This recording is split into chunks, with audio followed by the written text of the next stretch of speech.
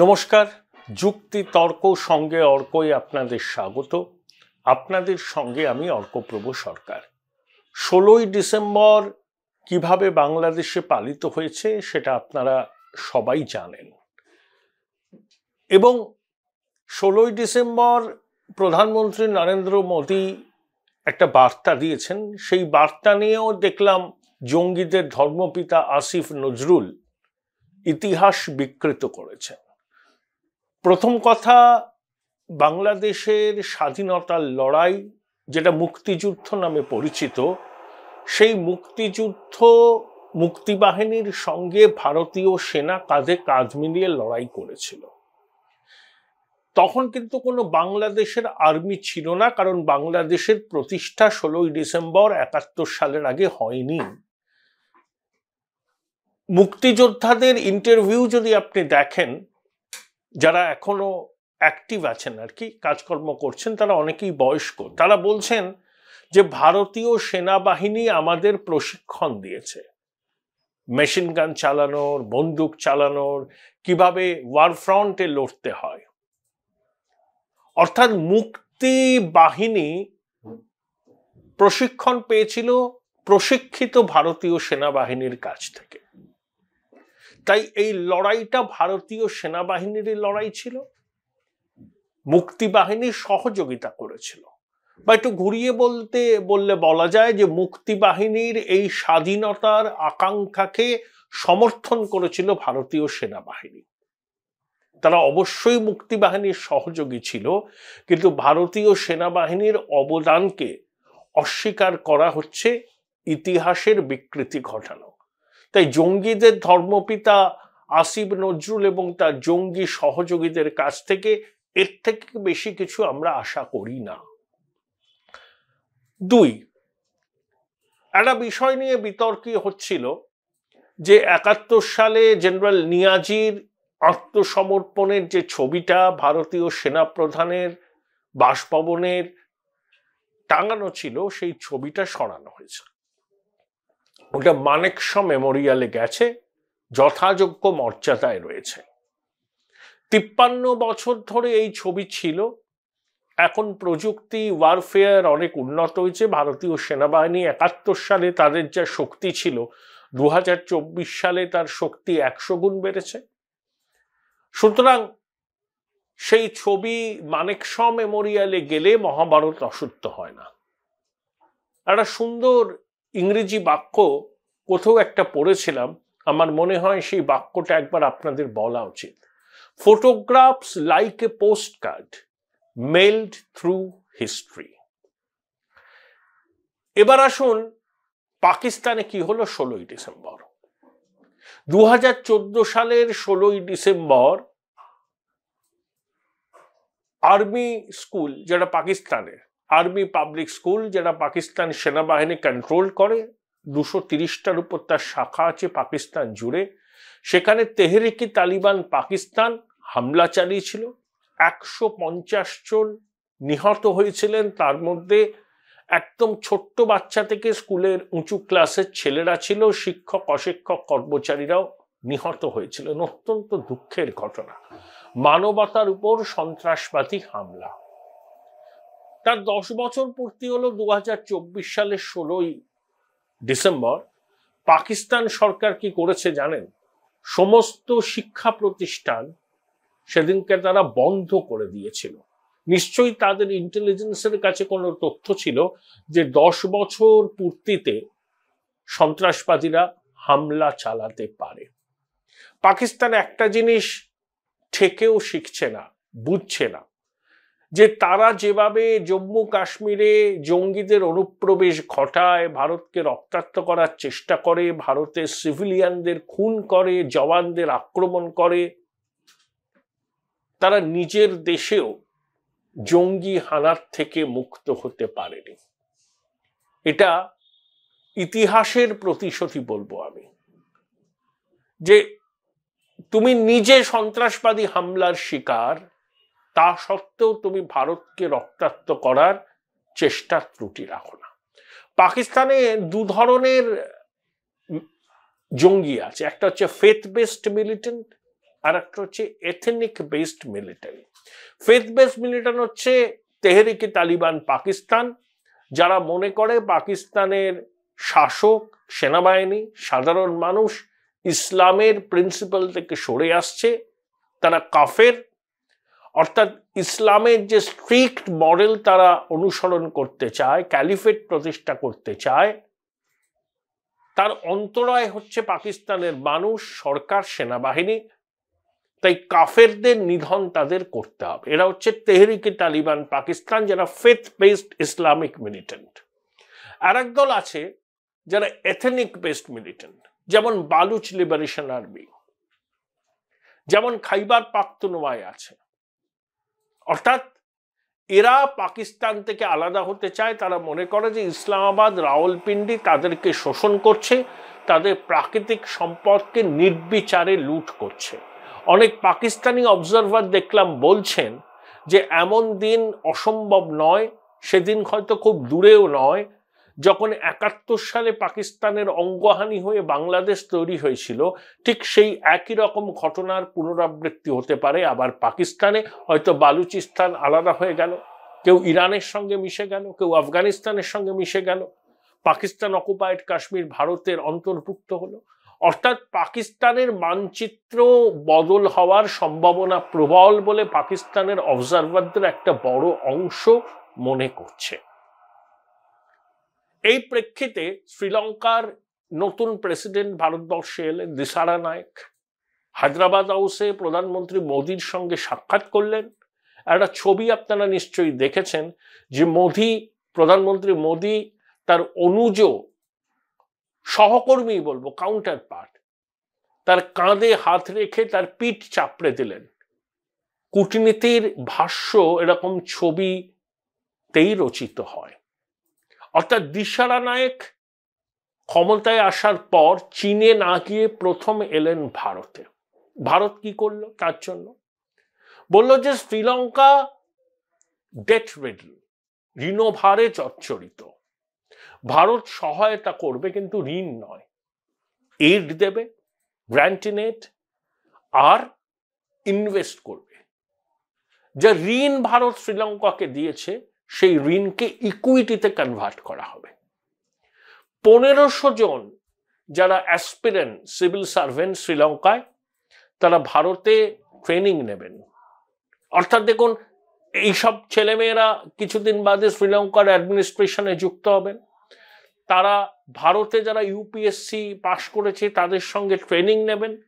ধরুন একজন ভারতের কিছুদিন বাদে ভারতের একটা কেন্দ্রীয় সরকারে গুরুত্বপূর্ণ পদের সচিব, সে তখন বলতে পারবে, আরে ও তো আমার সহপাঠী ছিল, ও এখন শ্রীলঙ্কায় রেলের সেক্রেটারি। এতে কি হয়? পারস্পরিক সম্পর্ক উন্নত হয়।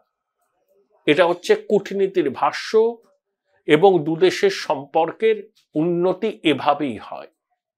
হাম্বানটোটাতে চীনের একটা জাহাজ আছে, সেটা নাকি সব পরীক্ষা নিরীক্ষা করবে আর কি, জলপথ ইত্যাদি ইত্যাদি। ভারতের উদ্বেগ আছে, ভারত জানিয়েছে শ্রীলঙ্কাকে। আশা করি শ্রীলঙ্কা সেই বিষয়টার গুরুত্ব দেবে। সব থেকে সিগনিফিক্যান্ট যে শ্রীলঙ্কার নবনিযুক্ত প্রেসিডেন্ট, তিনি কিন্তু চীনকে বাদ দিয়ে তার প্রথম বিদেশ সফর হিসেবে ভারতকেই বেছে নিলেন। এবার ইউনূসের পাল্টি খাওয়া নিয়ে বলি। মানব জমিন পত্রিকা, মতিউর রহমান চৌধুরী বিশিষ্ট সাংবাদিক, এই মানব জমিন পত্রিকাতে বাংলাদেশের রাষ্ট্রপতি সাহাবউদ্দিনের একটা সাক্ষাৎকার বেরিয়েছিল। তাতে তিনি বলেছিলেন যে শেখ হাসিনার কোনো পদত্যাগপত্র তার কাছে নেই। সেই নিয়ে তুমুল বিতর্ক হয়েছিল। সেই মানব জমিন পত্রিকারই একটা ক্রোড়পত্রে একটা খবর বেরিয়েছে। সেই খবরটা হলো এই যে ৯ই ডিসেম্বর বিক্রম মিশ্রি ঢাকা সফরে গিয়েছিলেন। ফরেন অফিস কনসালটেন্টের বৈঠক পূর্ব নির্ধারিত, সেখানে তিনি তার কাউন্টার পার্টের সঙ্গে দেখা করেন, পররাষ্ট্র উপদেষ্টা তৌহিদ হোসেনের সঙ্গে দেখা করেন, মুখ্য উপদেষ্টা ইউনূসের সঙ্গে দেখা করেন। তারপর ১ ঘন্টা তার ওয়্যারঅ্যাবাউটস কেউ নাকি জানতো না। মানব জমিন পত্রিকার দাবি তিনি সেনাপ্রধান ওয়াকারুজ্জামানের সঙ্গে ১ ঘন্টা বৈঠক করেছেন। যদিও মানব জমিন পত্রিকা বলছে তারা কনফার্ম নয়, বা বা এই বৈঠকটা যে হয়নি সেটাও বলছে না। বাংলাদেশের সরকারিভাবে খবরটার সত্যতা স্বীকার করা হয়নি, কিন্তু নাকচও করা হয়নি। ভারতীয় সংবাদ মাধ্যম এই বিষয় নিয়ে কিন্তু কোনো রিপোর্টিং বা কোনো রিপোর্ট প্রকাশিত হয়নি। ভারতীয় সংবাদ মাধ্যম TV9 একটা রিপোর্ট করেছে যে চট্টগ্রামে অঞ্চলের কয়েকটা জায়গা আরাকান আর্মি দখল করেছে।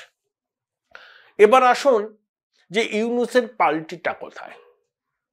ইউনূস ক্ষমতায় আসার পর প্রথমবার কি বলেছিলেন, তাকে 6 বছর সময় দিতে হবে, তিনি অনেক সংস্কার করবেন, তারপর নির্বাচন হবে। তার মতে সংস্কার হচ্ছে আশু দায়িত্ব, আশু কর্তব্য। সব সংস্কার প্রক্রিয়া সম্পন্ন হলে নির্বাচন কমিশনের সংস্কার, ভোটার তালিকা সংস্কার, সংবিধান সংস্কার, আরো একগুচ্ছ কমিশন তৈরি করেছেন, সেগুলো সম্পূর্ণ হলে তিনি নির্বাচনের কথা ভাববেন। কিন্তু 16ই ডিসেম্বর মোহাম্মদ ইউনূস জাতির উদ্দেশ্যে যে বক্তব্য রেখেছেন তাতে কিন্তু তিনি নির্বাচন করার ব্যাপারে স্পষ্ট ইঙ্গিত দিয়েছেন। তিনি বলেছেন 2025-এর নভেম্বর, না হলে 2026-এর প্রথম অর্ধের মধ্যে। ইউনূস যখন জাতিসংঘের অধিবেশনে যোগ দিতে আমেরিকায় গেলেন, তখন ভয়েস অফ আমেরিকাকে দিয়ে একটা সাক্ষাৎকারে তিনি কি বলেছিলেন, যে তিনি রিসেট বাটন পুশ করেছেন, নির্বাচন সেভাবে তার প্রায়োরিটি নয়, সংস্কারই তার প্রায়োরিটি। ইউনূস যখন জাতিসংঘের অধিবেশনে যোগ দিতে আমেরিকায়, তখন ওয়াকারুজ্জামান রয়টার্সকে দিয়ে একটা সাক্ষাৎকারে বলেছিলেন যে সর্বোচ্চ 18 মাসের মধ্যে নির্বাচন করতে হবে। তো ইউনূস সেনাপ্রধানের এই বক্তব্যে অসন্তুষ্ট হন, সেনাপ্রধানের সঙ্গে তার সম্পর্কে চির ধরে, কিন্তু সেনাপ্রধান তার বক্তব্যে অবিচল ছিলেন। সেনাপ্রধান তারপরে কিন্তু একবারও বলেননি যে তিনি ওই কথাটা বলেছিলেন সেই কথাটা তিনি প্রত্যাহার করে নিচ্ছেন, যে নির্বাচন কবে হবে সেটা একেবারেই অন্তর্বর্তী সরকারের স্থির করার দায়িত্ব। কিন্তু না, সেনাপ্রধান বলেননি, তিনি চুপ করেছিলেন। এই অন্তর্বর্তী সরকারের প্রাণভোমরা কিন্তু সেনাবাহিনী, সঙ্গে অবশ্যই জঙ্গি জিহাদিরা আছে, হিজবুত আছে, হেফাজত আছে, জামাত আছে, কিন্তু সেনাবাহিনীও এই সরকারের পিছনে রয়েছে, সাপোর্ট করছে। তাই সেনাপ্রধানের সঙ্গে বিক্রম মিশ্রির যদি সাক্ষাৎকার হয়ে থাকে, কনফার্ম নয়, কোনো পক্ষই কনফার্ম নয়, তারপরেই ইউনূসের একটা টাইম লাইন দেওয়া, একটা টাইম লাইনের আভাস দেওয়া যে এই সময় নির্বাচন হতে পারে, সেটা আমি বলবো ইউনূসের পাল্টি খাওয়া। কেন পাল্টি খেলেন ইউনূস?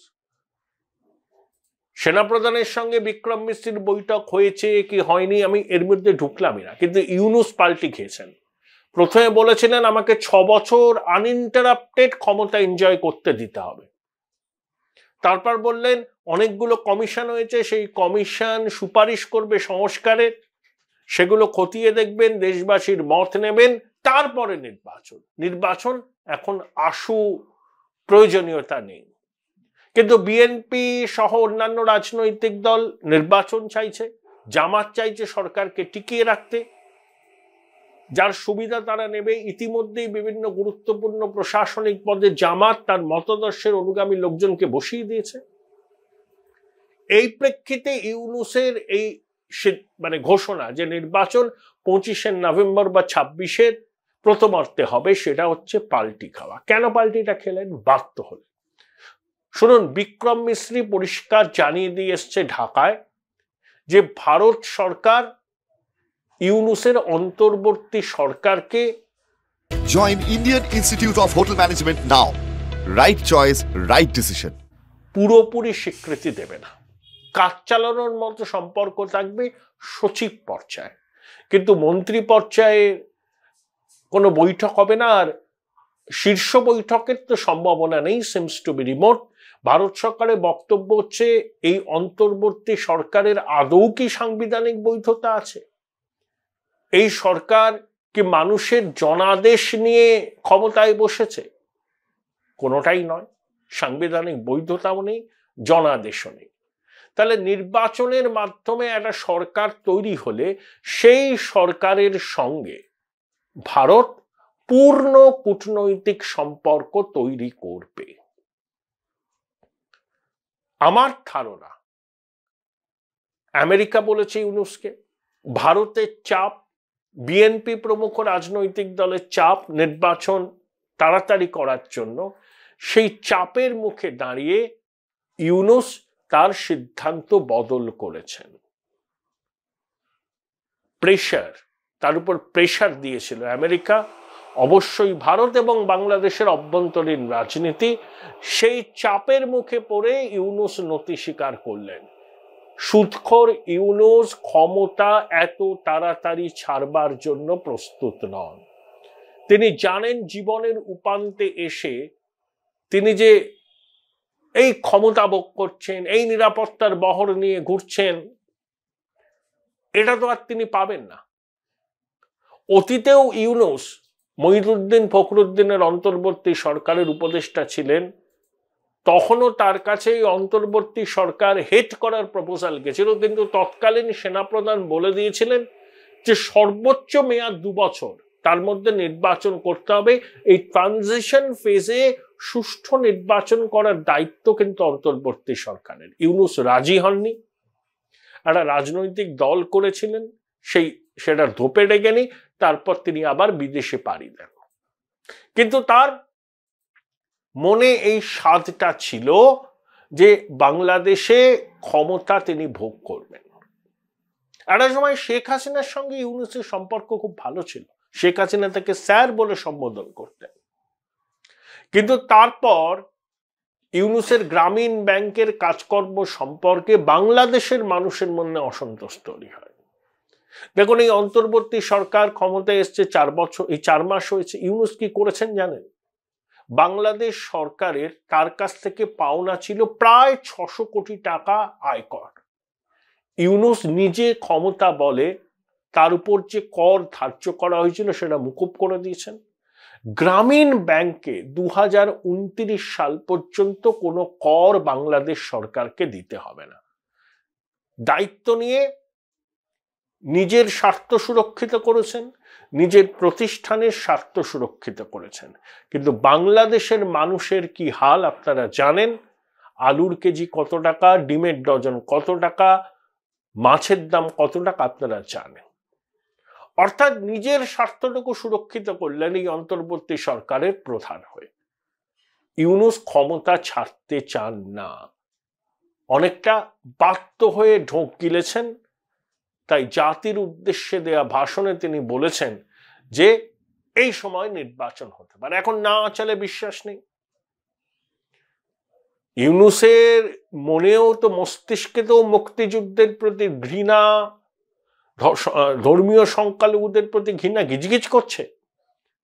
এখন বাধ্য হয়ে তিনি এই প্রসঙ্গটা তুলেছেন, কারণ তিনি ভয় পাচ্ছেন যে বৃহৎ প্রতিবেশী ভারত যদি তার সরকারকে স্বীকৃতি না দেয়, সেটা একটা বড় বিড়ম্বনার বিষয় হবে।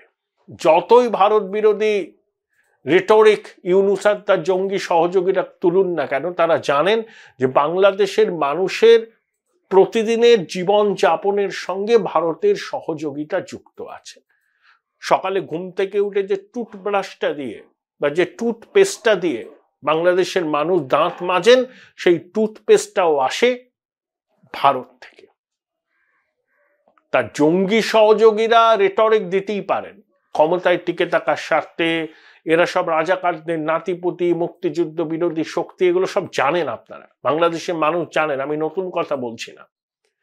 তারা ভারত বিরোধী জিগির তুলবেই, কারণ ভারত বিরোধী জিগির তুললে পরে তাদের এই অপদার্থটাকে যদি ঢাকা যায়। কারণ বাংলাদেশের মানুষ অত্যন্ত ক্ষুব্ধ, ক্রুদ্ধ, তাদের স্বপ্নভঙ্গ হয়েছে।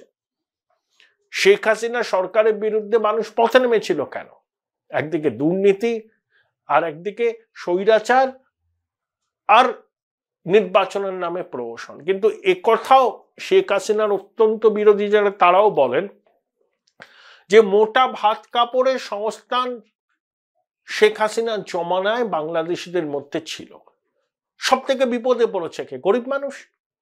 বাংলাদেশে এক শ্রেণীর মানুষ আছেন যাদের হাতে প্রচুর পয়সা, তাদের বিদেশে প্রভূত সম্পত্তি আছে, তারা কথায় কথায় মার্কেটিং করতে আমেরিকা, সিঙ্গাপুর যান, ভারতে আসেন, কিন্তু বাংলাদেশে সে অর্থে কোনো তো মধ্যবিত্ত শ্রেণী গড়ে ওঠেনি।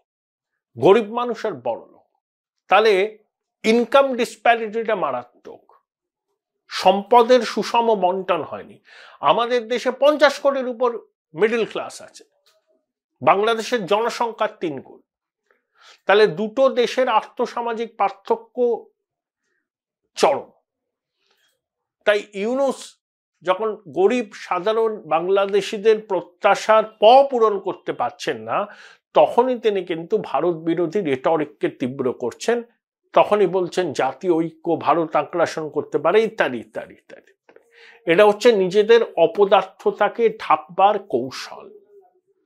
কিন্তু সেনা প্রধান ইউনূসের অন্তর্বর্তী সরকারকে সেনা সমর্থন করছে, ঠিক আছে, কিন্তু সেনাও চাইছে যে একটা সাধারণ নির্বাচনের মাধ্যমে একটা সরকার তৈরি হোক।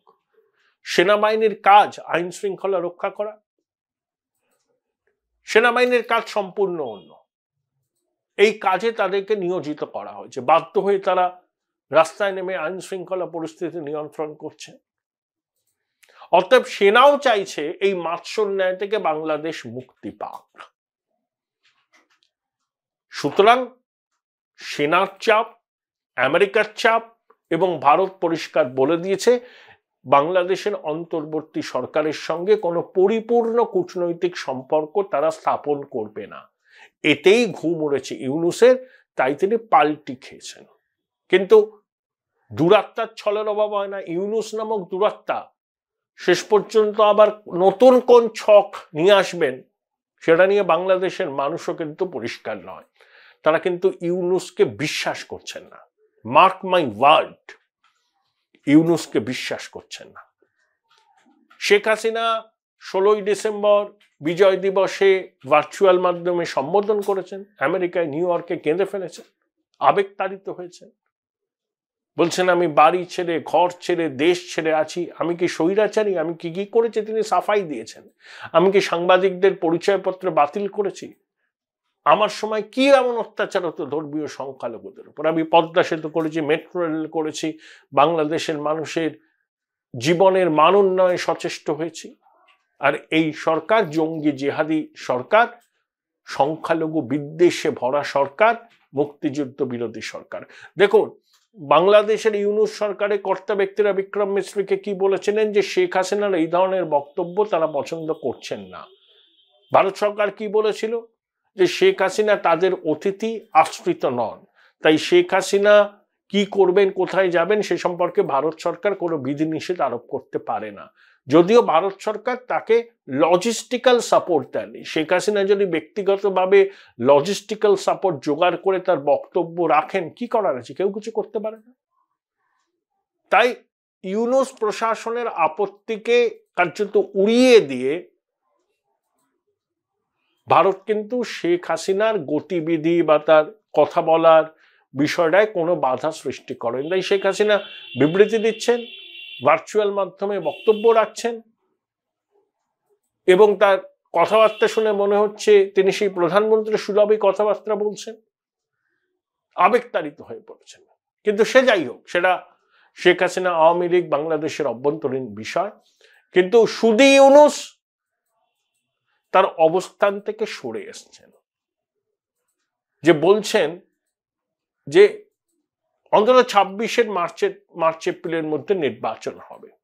অর্থাৎ সেনাপ্রধান কি বলেছিলেন, 18 মাস, অগাস্ট 2024 থেকে 18 মাস, ওটাই হয় 2026-এর মার্চ এপ্রিল। তাহলে সেনাপ্রধানের বক্তব্যই কার্যত সিলমোহর পড়ল। ইউনূস বাধ্য হলেন মেনে নিতে যে এভাবে বেআইনিভাবে অনন্তকাল ক্ষমতা ভোগ করা যাবে না। তার কাজ হচ্ছে ভোটার তালিকা তৈরি করে সুষ্ঠু নির্বাচন করে নির্বাচিত সরকারের হাতে ক্ষমতা হস্তান্তর করে মানে সরে পড়া।